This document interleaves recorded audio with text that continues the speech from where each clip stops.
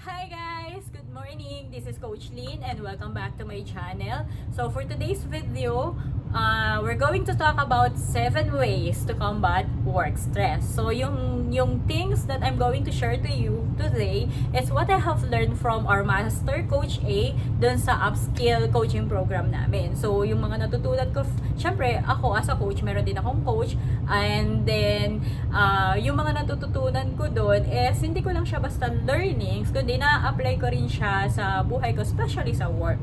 And yun, yung mga natutunan ko about how to combat yung work stress na to, ito yung pag-uusapan natin ngayon.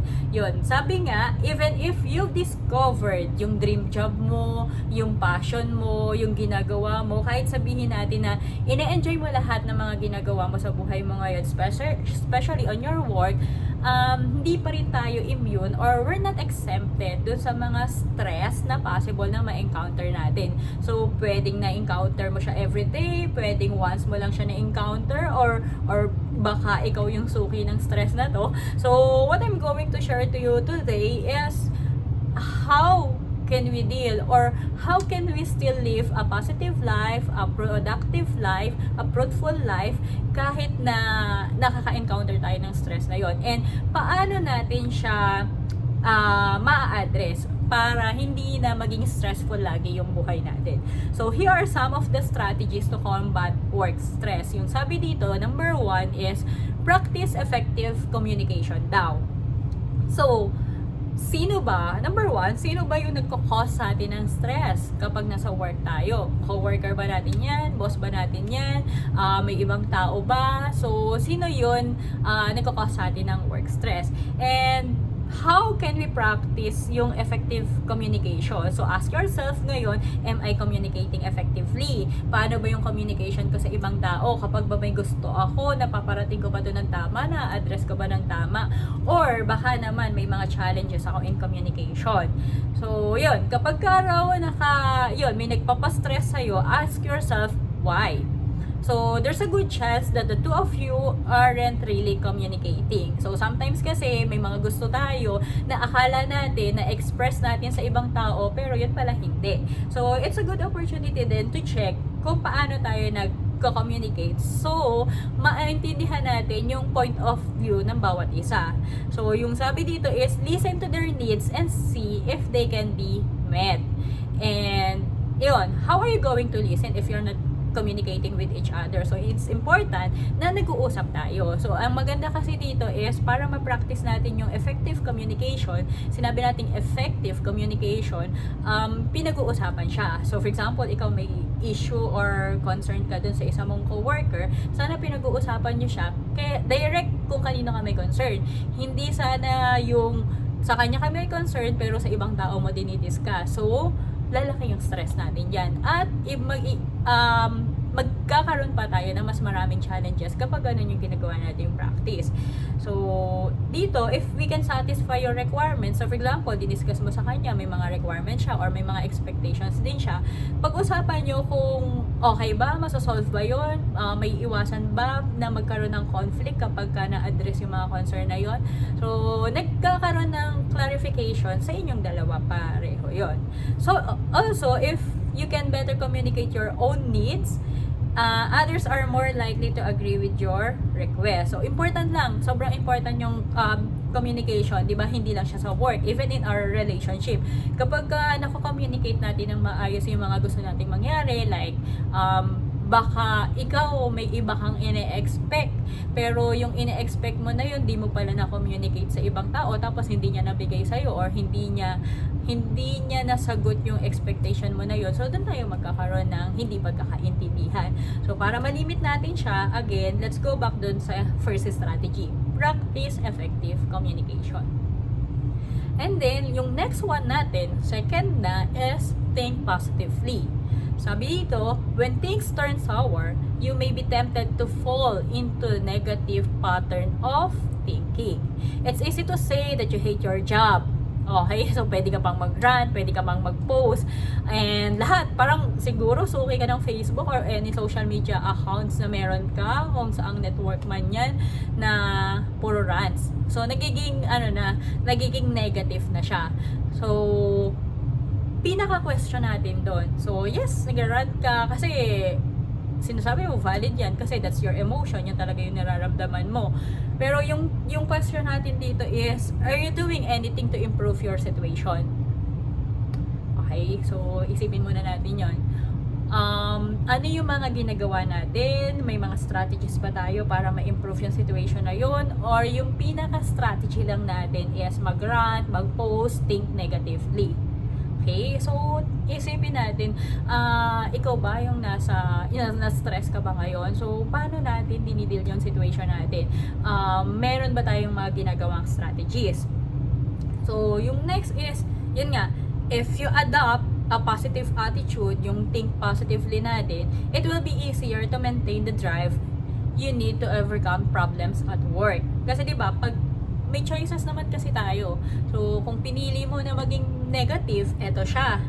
Tapos, 'di ba, ang nangyayari doon pagka nag-post ka, nag-rant ka, maraming magjo-join sa iyo. So, parang nagiging pity party siya. Ang ending, wala tayong na-resolve or hindi natin na-address yung concern natin. But yung other side is yung magti-think positive daw or magkakaroon hindi din siya yes, think positive or pagkakaroon ng positive attitude. Na yung gusto natin, yes, nag-run tayo, pero after that, may ginawa na ba tayong action? Ano yung action na pwede natin gawin? How are we going to deal with that situation? Or naiparating ba natin doon sa taong nagpapastress sa atin or doon sa situation na kinakalagyan natin na may ginawa tayo? So, sabi dito, it's quite possible that everything at work is not as bad as you think. If you focus on the things that are going right, it will bring you more patience, less stress, and increase your overall job satisfaction. So, every day we have choices. So, kung gusto mo mag-feel negative ka lang, mag-rant lagi, ang ano kasi dun is, pagka ba nag-rant ka, kapag ba nag-post ka, kamusta yung puso mo? Kamusta yung nararamdaman mo? If you're saying na yes, okay ako, masaya ako, pagka nag-post ako, nag-rant ako, walang masama or wala akong negative na emotions, then siguro continue mo siya. Pero kung sa tingin mo it's not good for your health, na iba na rin yung nararamdaman mo, sumasakit yung tiyan mo or what, or yung alam mo yung yung may mga feeling na kapag stress ka, 'di ba, kahit hindi naman ikaw kumain or hindi or kumain ka naman ng tama, parang lagi na lang masakit ang tiyan mo, masakit ulo mo, masama ang pakiramdam mo kahit wala ka namang sakit. So, yun siya. So, that's possible effect ng stress natin. Kaya, the choice is yours pa rin. Dun ka sa negative, mag-rant lagi, or choose to have a positive attitude. The choice is yours. So, yun na ha. Yun yung second natin, think positively. Now, the third one is take care of yourself. How are we going to take care of ourselves? Ikaw, paano mo ba inaalagaan yung sarili mo? Or umaasa ka ba sa ibang tao para alagaan yung sarili mo? Are you looking for someone na mag-alaga sa sarili mo? So, di ba, ikaw pa rin yan. Ikaw pa rin yung may control ng buhay mo. Ikaw pa rin yung may control ng katawan mo. Now, pag-usapan natin yung work. Pagka sa work natin, kahit na ikaw yung may pinakamaraming ginagawa sa work mo, yung iba kasi sinasabi laging busy. So ako as coach, hindi ako fan ng ganon. Kasi ang lagi kong tinatanong is, busy ka? Saan ka busy?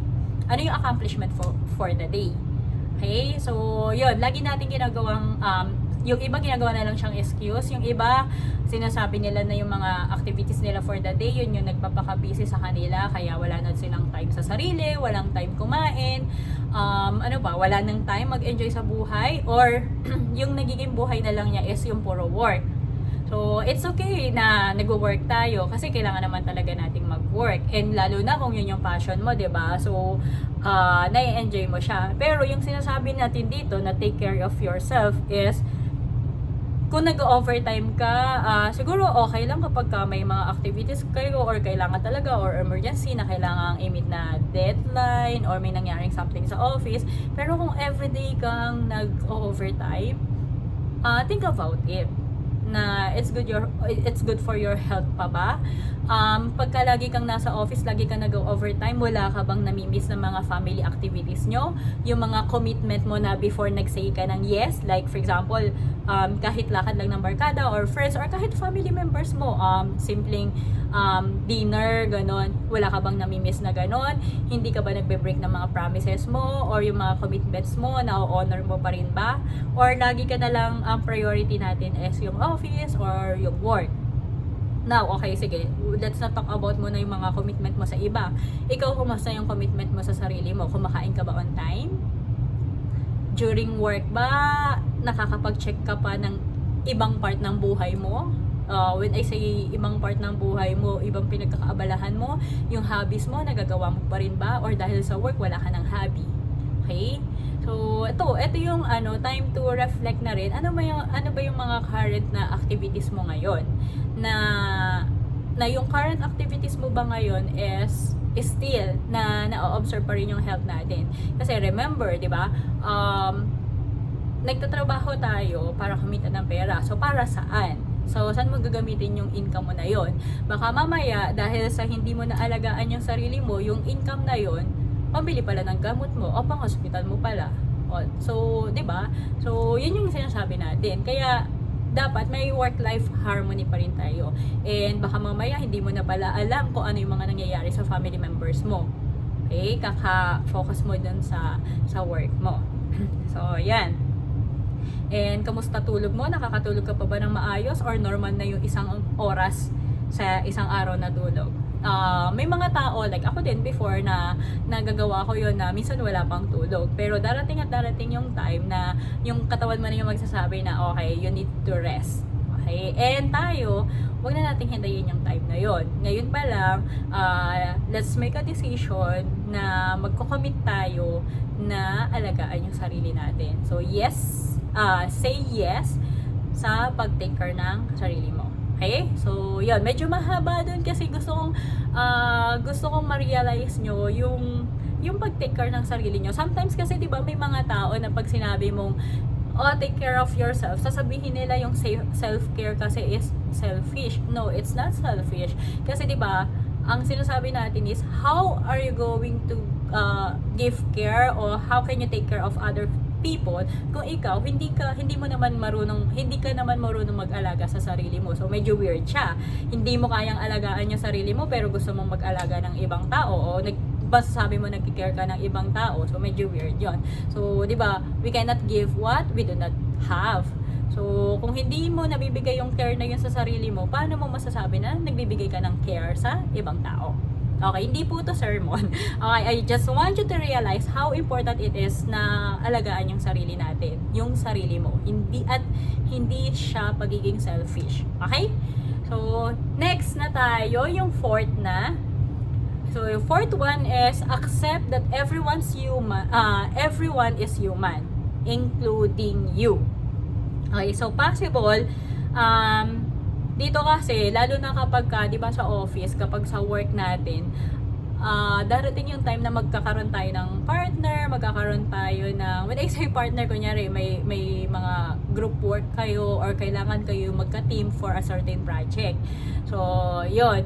And sometimes sa atin, masyado tayong mataas yung expectation na nag-expect tayo na lahat perfect or lahat makaka-perform ng maayos. Pero yun, minsan, sometimes, hindi natin namimit yung mga expectations natin. Pero, ang important na gusto kong sabihin dito is, trust that other people will get the job done right. So, sana ma-practice yung pag-work natin as team, kung may comment ka dun sa trabaho ng isa, kung hindi mo nagustuhan yung work niya, or kung may kulang pa dun sa ginawa niya, balik tayo dun sa number 1, practice effective communication. So, communicate mo lang kung sa tingin mo nakukulangan ka sa work niya, kung sa tingin mo may mga kailangan pang improve sa work niya, and then, discuss natin yan sa kanya. Para hindi ikaw yung nagdadala ng burden, hindi ikaw yung nagdadala ng bigat, yung feeling na yon. At least, na-discuss niyo siya. So, nakatulong ka pa sa kanya.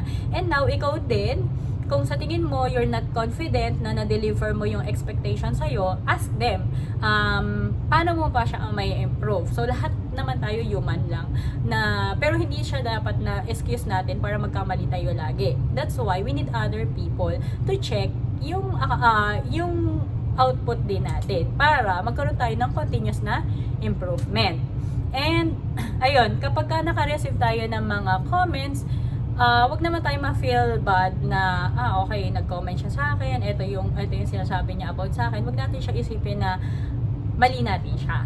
Okay? Kaya nga siya dinidiscuss natin for us na ma-improve yung ginagawa natin, yung work natin. Hindi in other way na para lang sabihin na hindi ka marunong or mali yung ginawa mo. Hindi lang siya ganon. Okay? Next, fifth, understand other points of view. So, remember, ayan, tao tayo and magkakaiba tayo ng perspective sa buhay.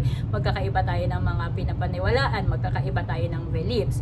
So, when you know where someone is coming from you, you'll be better able to understand the situation without all the stress. So, sometimes din kasi, for example, sa akin, may isang project na para sa akin sobrang dali lang nun. Okay? Pero, pagka yung iba na yung gumawa, alam mo yung kung ikaw yung gagawa, it will take, let's say, 1 hour lang. Pero pag ibang tao, 3 days. Okay? So, yun, understand other points of view din na para sa kanya, okay, kasi dahil sa iba din yung background niya, iba yung naging experience din niya, ganito yung sa tingin niya na way para ma-deliver yon. Tapos ikaw, iba din. So, ayun, itindihan natin yung mga different points of view or pinanggagalingan or pinaghuhugutan ng bawat kasama natin, ng bawat tao. So, for example, sa atin, kunyari, ikaw may situation ka na pagdaanan na para sa'yo, life lang yon. Pero sa iba, sobrang bigat na pala ng situation na yon. Kasi may mga nangyari sa kanila, sa past nila na malaki naging epekto sa buhay nila. So, yon. And 6 na tayo, get organized. Okay, sabi nila, di ba may mga kumakalat nag-trend sa Facebook na kapag daw messy yung table mo, kapag makalat yung table mo, yun daw yung sign na hardworking ka, yun daw yung sign na matalino ka. O, di ba, ang dami-dami nilang mga sinasabi na ganun. Pero, ang point kasi dito is, organization can be a key factor for job stress relief. For example, makalat yung table mo kasi pinaniwalaan mo na matalino daw kasi hardworking daw kasi pagka ganito yung itsura ng table. Ang question doon, kapag ganun yung itsura ng table mo, kung kunyari marami ka, may mga books or may mga papers dyan, nakakapag-work ka ba ng maayos? Kamusta yung feeling mo kapag ganun? Kapag may, kunyari, hanapin mo yung pen mo, madali mo ba siyang malolocate? Kapag may kailangan ka bang files, nakikita mo ba siya agad kapag ganun yung itsura ng table mo? Or, dahil sa hindi mo siya agad nahanap, lalong na-delay yung work mo. Okay?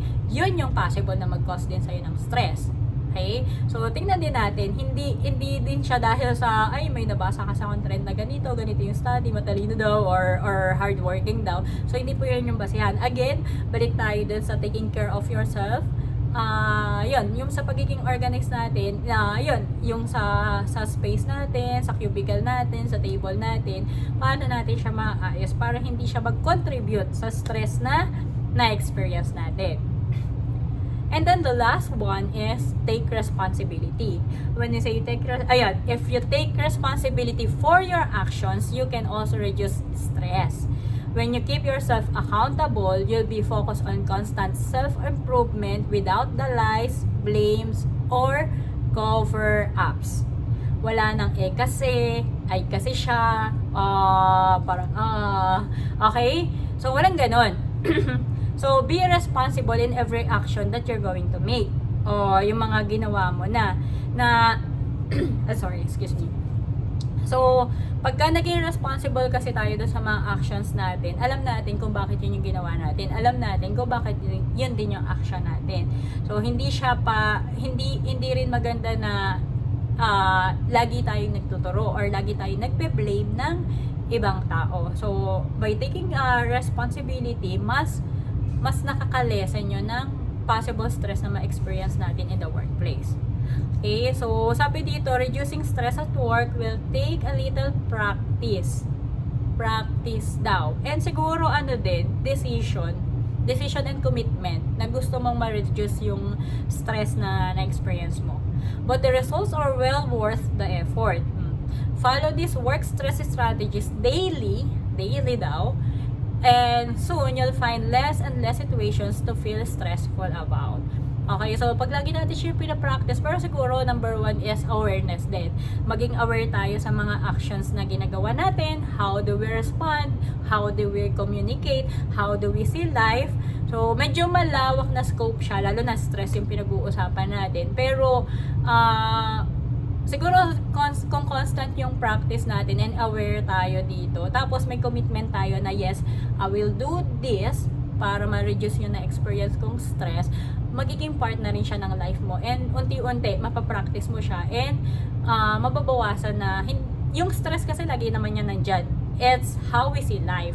And eto, meron akong, ayun, if you know yung amazing author ng 7 Habits of Highly Effective People, si Stephen Covey, yung sinabi niya is 10% of life is made up of what happens to you, and 90% of life is decided by how you react. So, sa lahat ng mga nangyayari sa buhay mo ngayon, paano ka nagre-react? Okay? So, paano nga ba? Kasi 10% lang daw ng life natin, yun yung made up of what happens to you. 10%. Pero yung 90%, how are you going to react? So, again, the decision is yours pa rin. Sa'yo pa rin yan. Ikaw pa rin yung bahala. Paano mo titignan? Paano ka magre-react sa isang situation, sa isang problema, sa isang challenges? Yun, 90% yun. Ibig sabihin, sa'yo yun nakasalalay. Ano man yung magiging output niyan, ikaw pa rin yung bahala. So, the decision is yours. Ikaw pa rin yung may say kung ano yung gusto mong gawin. Pero again, balik tayo, yung pag-take care ng sarili mo. Question lang naman dito is, pag stress ka ba, masaya ka ba? Pag stress ka ba, happy ka? Happy ba yung emotion mo? Happy ba yung hormones mo? Mas na-enjoy mo ba yung buhay kung stress ka? So, if your answer is no, eto yung ulit yung 7 ways to combat work stress. So, basahin ko na siya to sum it up, then end na natin yung discussion natin today. So, yung first is, practice effective communication. Next, think positively. Third, take care of yourself. Then fourth, accept that everyone is human, including you. Then understand others' point of view. 6, get organized. And then last one, take responsibility. So remember, ikaw din yung magde-decide whatever action you're going to make, you want to make. So the decision is yours. Ang sa atin lang is sana short lang naman yung buhay natin, and we only have 24 hours in a day. Sana yung 24 hours natin na yun is ma-enjoy na natin yung buhay natin. Remember, life is beautiful, and enjoy natin. And wag na rin tayo yung sana yung maka-add ng stress sa ibang tao. So yun lang, maraming salamat, and see you on my next video. Bye!